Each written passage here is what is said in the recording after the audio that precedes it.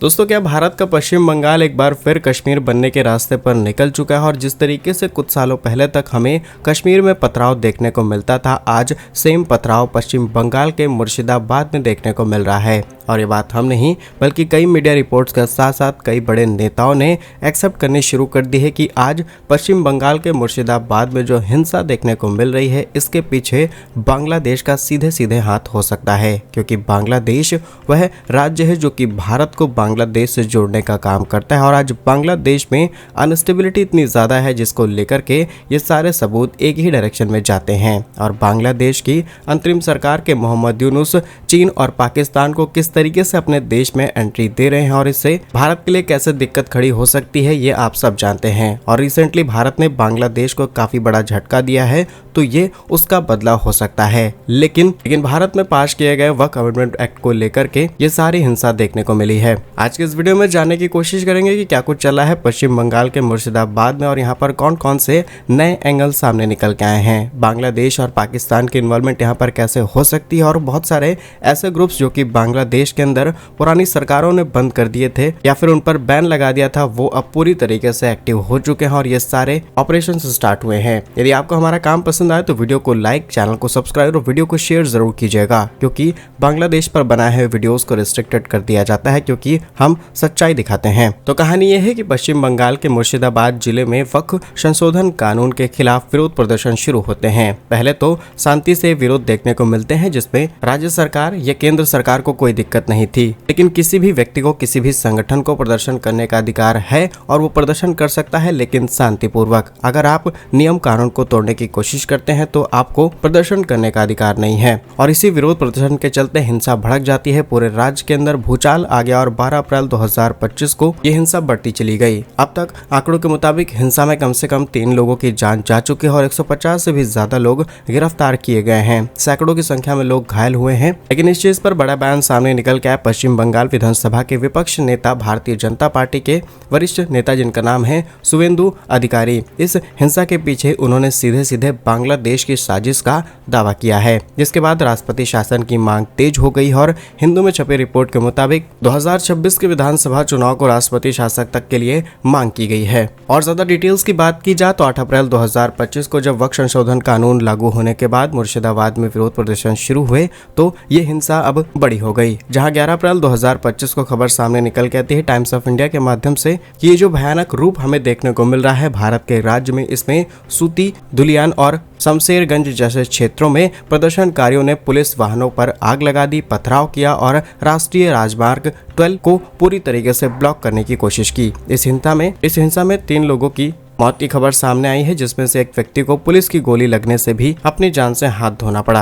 और कुछ ऐसी मौतें भी हैं जिसमें लोगों की चाकू से मार करके हत्या की गई है। वहीं बीजेपी नेता शुवेंदु अधिकारी ने 13 अप्रैल 2025 को एक प्रेस कॉन्फ्रेंस में दावा किया कि यह हिंसा बांग्लादेश के इशारे पर हुई है। इसके पीछे बांग्लादेशी संगठन अंसारुल्लाह बांग्ला जमात का हाथ है। इसी के साथ उन्होंने ये आरोप भी लगाया है कि टीएमसी के मंत्री सिद्दीकुल्लाह चौधरी ने हिंसा को भड़काने की भूमिका निभाई है और लोगों को अगेंस्ट किया है वक्फ अमेंडमेंट एक्ट के खिलाफ। साथ ही उनका कहना है कि मुर्शिदाबाद में गुंडों ने बांग्लादेश की तरह ही संपत्तियों को नुकसान पहुंचाया है, लूटपाट की है और बहुत सारी चीजों को वहां से गायब किया जा चुका है। तो वाकई इल्जाम काफी ज्यादा सख्त लगाए जा चुके हैं और जिस तरीके से राज्य सरकार चीजों को हैंडल करने में कैपेबल नहीं दिखाई दे रही, इसीलिए वहां पर सेंट्रल फोर्सेज तैनात की जा रही है और आने वाले समय में यहाँ पर राष्ट्रपति शासन लागू किया जा सकता है, जिससे इलेक्शन पूरी तरीके से प्रभावित होगा। लेकिन क्वेश्चन घूम फिर करके वहीं पर आता है कि क्या इसमें बांग्लादेश का हाथ हो सकता है या फिर नहीं। पहले हम इस पूरी घटना को समझते हैं, फिर आपको एंगल्स बताते हैं। असल में ये पूरा वक्फ संशोधन कानून, जिसके तहत बहुत बड़ा मुस्लिम पक्ष इसके सपोर्ट में और बहुत बड़ा मुस्लिम पक्ष इसके विरोध में खड़ा हुआ है।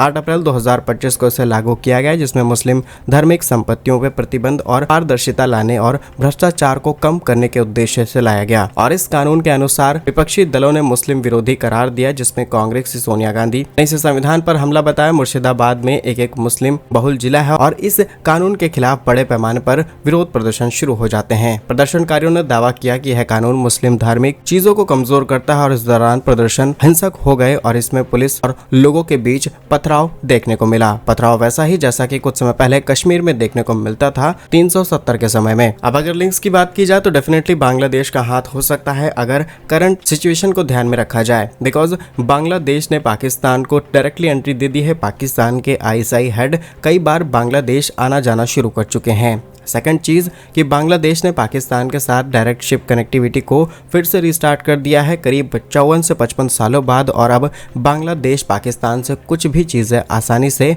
इंपोर्ट करा सकता है। अब इसमें हथियार हो सकते हैं, इसमें विस्फोटक हो सकता है या फिर तमाम तरीके के नशीले पदार्थ जो कि डेफिनेटली भारत के बॉर्डर एरियाज को इम्पैक्ट करने वाले हैं। और पाकिस्तान की चाल तो हमेशा से ही ऐसी रही है कि भारत को नुकसान पहुँचाया जाए, इसीलिए वो कश्मीर हो पंजाब हो वहाँ पर इस तरीके की अपनी ड्रोन्स एक्टिविटी करते हुए पाए जाते हैं। लेकिन बात सिर्फ इतनी सी नहीं है, बल्कि पाकिस्तान से भी कई बार कई बड़े पॉलिटिकल लीडर्स ने ये अनाउंसमेंट की है कि बांग्लादेश को पुरानी गलती भुला देनी चाहिए और एक बार फिर भारत की तरफ से मिली आज़ादी को ठुकराते हुए पाकिस्तान के साथ शामिल हो जाया जाए। यानी कि आज का बांग्लादेश जो 1971 से पहले ईस्ट पाकिस्तान हुआ करता था, उसे एक बार फिर ईस्ट पाकिस्तान बनाने की तैयारी पाकिस्तान की तरफ से शुरू की गई। लेकिन इम्प्लीमेंट होगी या फिर नहीं होगी ये बांग्लादेश पर डिपेंड करता है। बट नाउ बांग्लादेश के लिए रिसेंटली भारत ने कुछ दरवाजे बंद किए हैं, जहां पर बांग्लादेश जो अपना करीब 3-3.5 हजार करोड़ का बिजनेस जनरेट करता था थ्रू इंडिया, जहां पर बांग्लादेश भारत की ट्रांसशिपमेंट फैसिलिटी का इस्तेमाल कर रहा था।